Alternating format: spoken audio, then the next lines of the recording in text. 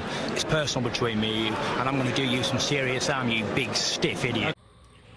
The Untouchable True School Sports Empire proudly presents something the boxing game's been missing. Hey, what's going on? It's your boy BT, and I came here to talk some boxing with the thousands of True School Sports subscribers. Now, this is the official Michael McKinson versus Sergio Dos Santos Carvalho post-fight review, and the result of the fight is an emphatic one.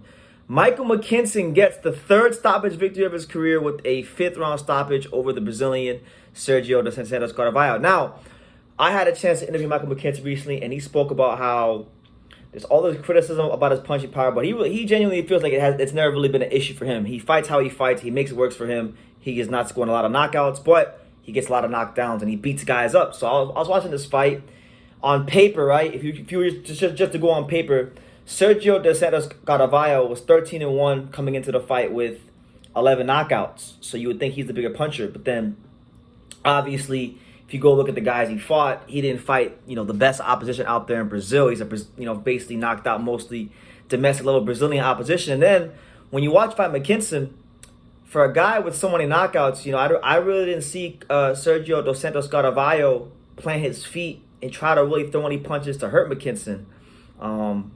It was actually McKinson, the guy who has 2 knockouts in, 21 or 22 fights.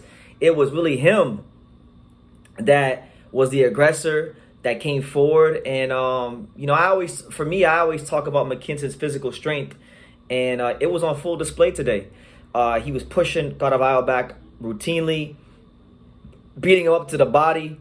And one thing in this fight, one thing I really felt like McKinson was working on, at least it looked like this to me.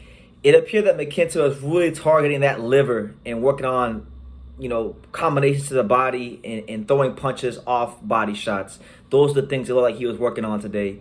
And, he's obviously very defensively sound as well. So overall, it was a great performance. And now that knockout percentage for McKinson, which is, a whopping 8.33%, that's what it was coming into the fight. It's going to get the double digits now. So McKinson now he's got 3 knockouts in 25 pro fights. So, hey, all we can do is ask to improve. And, I think McKinson's doing that now. Good win for him. He's supposed to win, and he did what he's supposed to do. So congratulations to him. But that's now his second win since the Vergil Ortiz loss in August. He had a fight last year in December against Roberto Ariasa, 6-rounder in which he won. And then a stoppage victory now against Sergio Dos Santos Carvalho in Italy. So you look at his last 4 fights.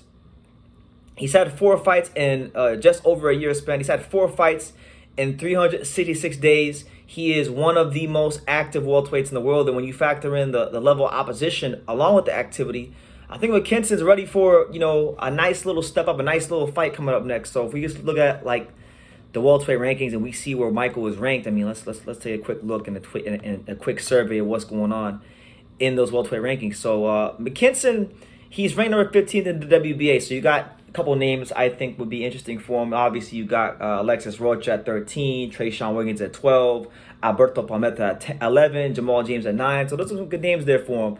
In the IBF, he's 14.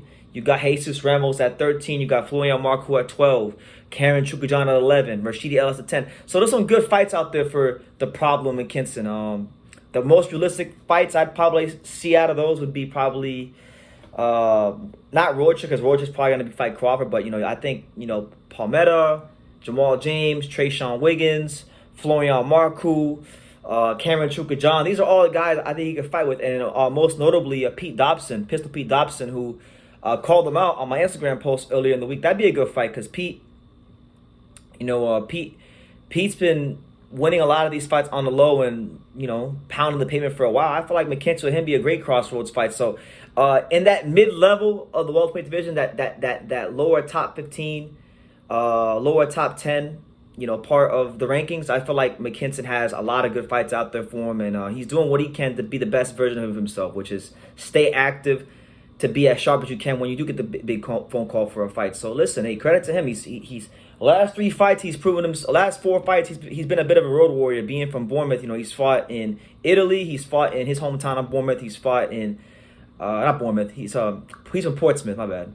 Don't want to disrespect the guy, but he's fought in Roma, Italy, Bournemouth, Dallas and LA, his last, 4 fights. So he's been willing to fight anybody, anywhere, anytime, and hopefully he gets the call for a big fight. But nonetheless, let's take the time to rejoice. Michael McKinson has got a stoppage victory, and I'm very happy for him because this is always one of the big knocks on him is that he's not getting the stoppage victory. So yeah, shout out to him and shout out to De Caroli's Promotions, out there in Italy. I watched the stream. I was one of the 250 people that were watching the stream while he was fighting or whatever.